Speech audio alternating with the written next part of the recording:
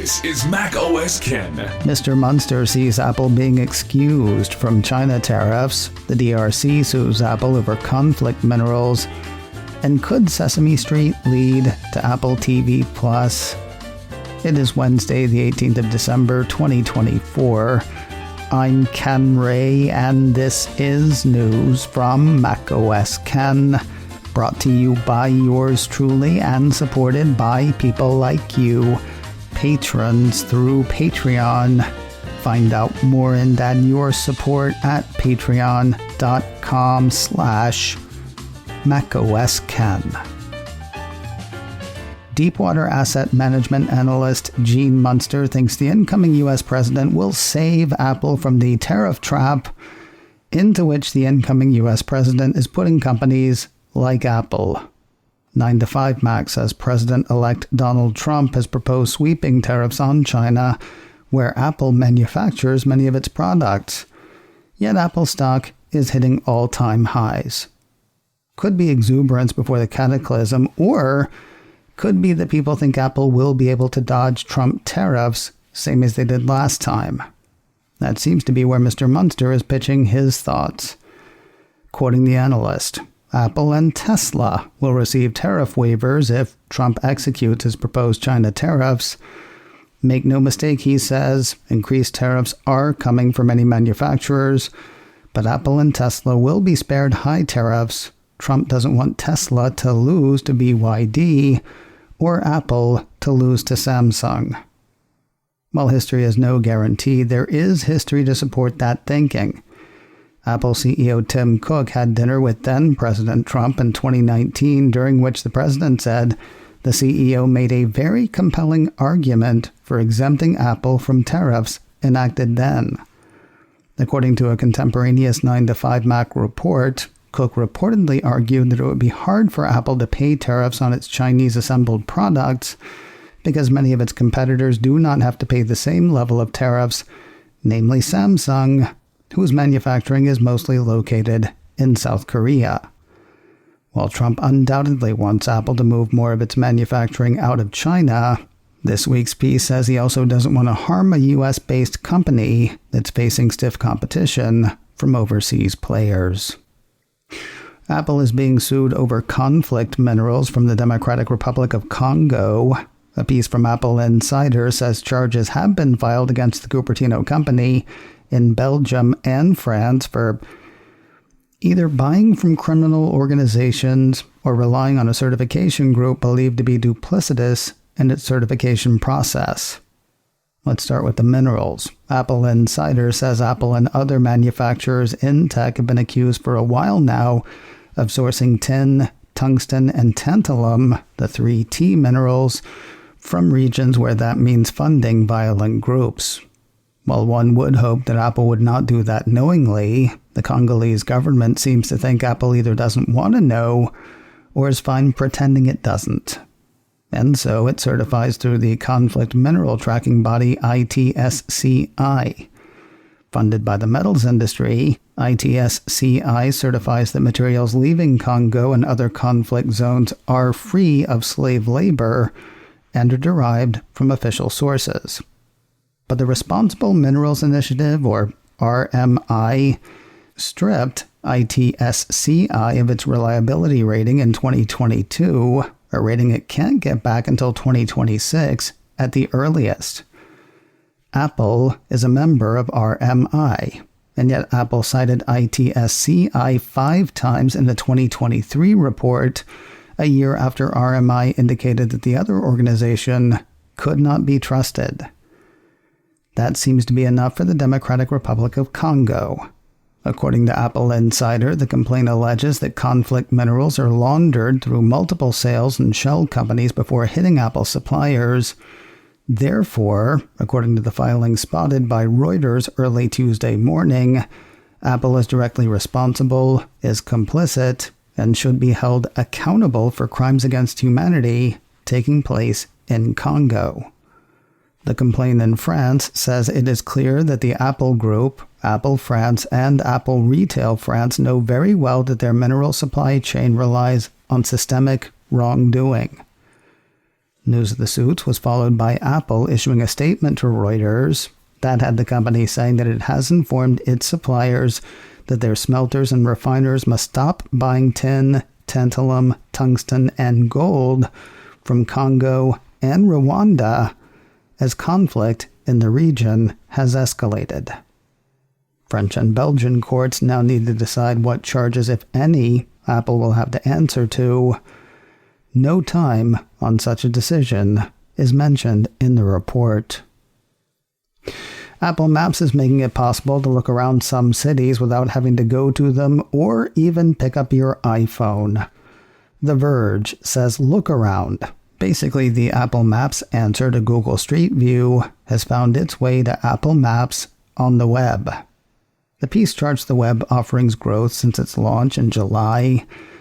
Back then, the piece says the Apple Maps web beta included basic functionality like searching for points of interest, seeing ratings, browsing area guides, and getting directions. Look Around moves it a bit closer to the standalone app functionality on iPhone, iPad, and the Mac, though the piece says personalization features such as searching addresses from your contacts or saving locations to your library are still missing. If you want to give Look Around on the web a look, the piece says you can do so by selecting the binoculars icon at the bottom left of the map window. 2 bits of news for Apple Watch. We start in Brazil, where Apple has turned on the device's notifications for sleep apnea. Mac Rumors had Apple making the announcement yesterday. The piece says the feature uses the accelerometer on the watch to record wrist movements associated with interruptions in normal breathing patterns during sleep. The green light from the Brazilian Health Regulatory Agency lets the country join over 150 other countries and regions supporting the health feature. From sleep health to an activity challenge. 9 to 5 Mac says Apple Watch is running its annual Ring in the New Year thing. That'll see people earn the usual virtual medallion and animated stickers by closing all 3 activity rings, move, exercise, and stand, for 7 consecutive days in January. Sure, you can shoot spatial video with an iPhone, but why would you do that? Especially when you can shoot Apple Immersive video with a dedicated camera from Blackmagic Design. Upload VR writes up the device, called Blackmagic URSA Cine Immersive. Running through a few mind-boggling specs, the camera shoots at 8160 by 7200 or 58.7 megapixels resolution per lens at 90 frames per second to a single file. It has 16 stops of dynamic range, on par with the highest-end digital cameras used to shoot feature films. It carries 8 terabytes of high-performance storage, equal to over 2 hours of raw footage at stereoscopic 8K 90 frames per second, and it supports high-speed Wi-Fi with dual antennas or 10 gigabit Ethernet for network storage. Perfect for your next social or kids party. Available to pre-order now and shipping next quarter, it'll run buyers $29,995. Sesame Street may lead to Apple TV Plus, or vice versa. A piece from the New York Times says Warner Brothers Discovery, which owns HBO, which is now called Max, they're cutting ties with the children's show. Sesame Workshop partnered with HBO in 2015, according to the Times, granting the premium cable outlet a 9-month window of exclusivity for new episodes. After that, shows show up on PBS, where the street has run since 1970. And now, just ahead of season 55 for the show, Max is out.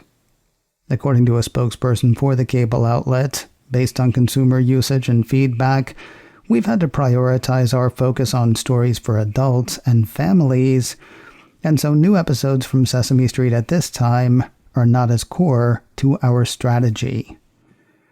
The deal meant a lot of do-re-mi for Sesame Workshop, letting it grow the show from 18 episodes a season to 35, It is unclear which platform might pick up the series according to the Times, but contenders could include Apple TV+, which aired 3 seasons of Helpsters, another Sesame Workshop children's series, Netflix, and Amazon. Apple TV+, please. Then do Teletubbies.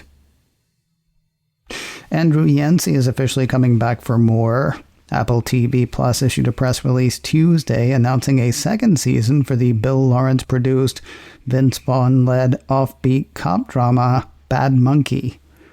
No word on when that will happen. Personally, I'm just glad it's gonna. Now do Time Bandits. News of a big movie for Apple TV Plus that I either missed or have forgotten about. Either one seems plausible. 9 to 5 Mac has word of the upcoming Guy Ritchie flick, Fountain of Youth. According to the piece, director Ritchie told Entertainment Weekly the film is in the vein of Indiana Jones, but contemporary. The 2 stars play estranged siblings who partner on a global heist to find the mythical spring. The 2 stars, by the way, John Krasinski and Natalie Portman. Of their characters, Ritchie says they both come from a background of archaeological endeavors in terms of finding archaeological artifacts, so there's history there. They're estranged, but they find an alibi as to why they need to unify to find this particular treasure. If you're wondering when it will be released, sometime in 2025 is all the article says. If you're wondering where, 9 to 5 Mac figures it'll go straight to streaming, same as the recent films Wolves and Blitz and next February's sci-fi action romance whatever, The Gorge. The only title Apple is known to be bringing to the big screen is next summer's F1. And finally today, new for Apple TV Plus now, the nature docuseries The Secret Lives of Animals. According to the Cupertino streamer, each episode focuses on specific behaviors that are pivotal in the life cycles of various animals, from birth and leaving home to raising a family, and from finding food to growing old, highlighting their striking intelligence and adaptability. Downton Abbey and Paddington star Hugh Bonneville narrates the show, which sounds ideal for falling asleep in front of over the holidays. The Secret Lives of Animals is streaming now on Apple TV+. Yesterday I asked for your questions, got 1 or 2, but I would like some more. Make them serious, make them funny, make them random. Make them so we have something to talk about next week because there is not going to be news, you gotta know that. Email them. info@macosken.com. Phone them in 716-780-4080 or hit me up on Mastodon @macosken @mastodon.social should do the trick. I'll be saying some of that again in just a moment. macOS Ken, brought to you by me and supported by people like you, patrons through Patreon. Find out more and add your support at patreon.com/macosken. Advertising handled by Backbeat Media, online at backbeatmedia.com. You can reach me a couple of ways. info@macosken.com or call 716-780-4080. Until next time, that is news from macOS Ken. I'm Ken Ray.